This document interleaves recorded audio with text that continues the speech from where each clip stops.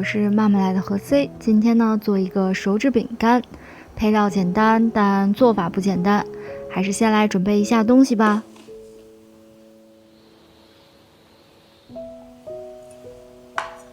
虽说呢就3样，但是很多人都说我的蛋白消泡很多，成品就1点。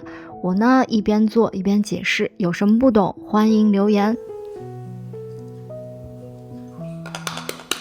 先来分蛋，课代表呢可以直接跳过去。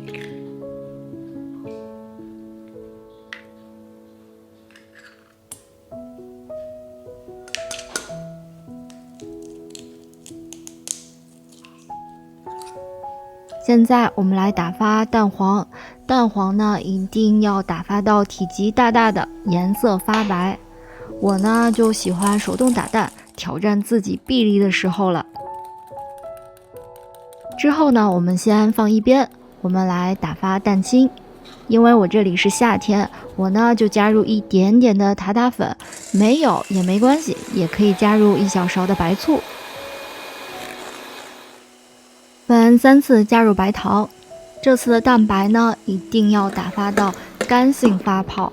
所谓的干性发泡呢，就是大大的直立尖角，一定要达到这个程度哦。我现在呢倒立起来都不会撼动它的形态，摔几下呢也都不会散开。蛋白打发之后呢，我回去再打发一下蛋黄，毕竟也放置很久了。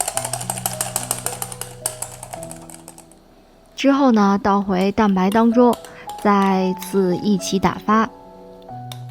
一定要有一个稳定的纹路，而且还可以保持15秒哦。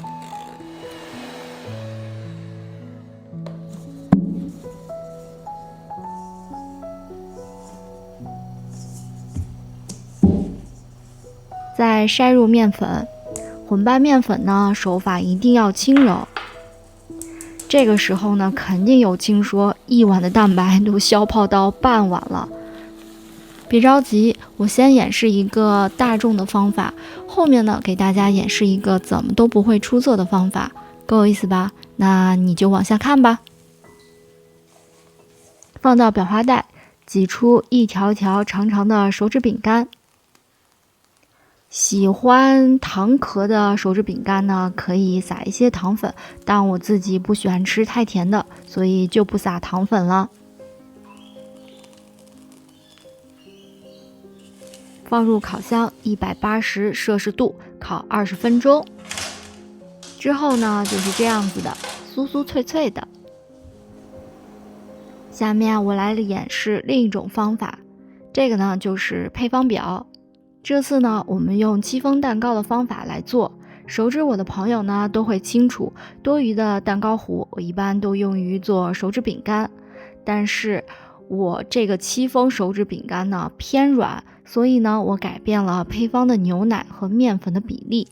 前面呢跟戚风蛋糕一样，我呢只用了1半的面粉来拌入蛋糕糊，剩下的1半面粉呢一会儿再拌入。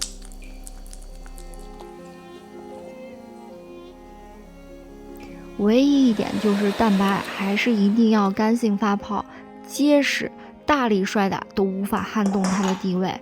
我都已经强调了这么多次了，所以大家应该知道重要性了吧？之后1/3的蛋白混入蛋黄糊，这个也跟戚风蛋糕一样。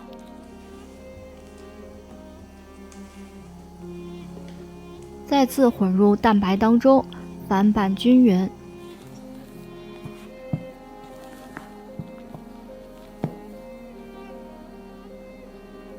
之后呢，筛入剩下的面粉，因为这样子的话，手指饼干才脆。前面呢已经用掉一部分的面粉了，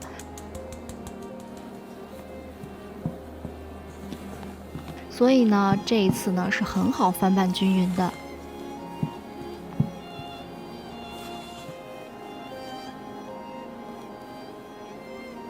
就算用刮刀平铺一下，我也不再怕的。装入裱花袋，我一般呢都是做很多的，会装2个裱花袋。还是再次证明，蛋白打发到位啊，就别担心消泡。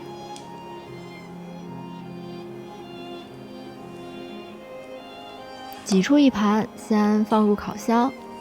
下面呢，我再挤出另一盘，再放入烤箱。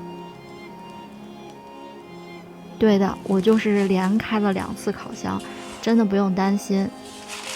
我做的实在是太多了，烤盘呢不够用，我又临时找来2个盘子，又临时放入了油脂。这个时候挤出来的手指饼干呢，才有那么一点点的消泡和不规则的大气泡在里面。正好呢，我们看看有什么不一样。烤箱180摄氏度，烤15分钟，最后5分钟打开热风功能，用来烤酥脆。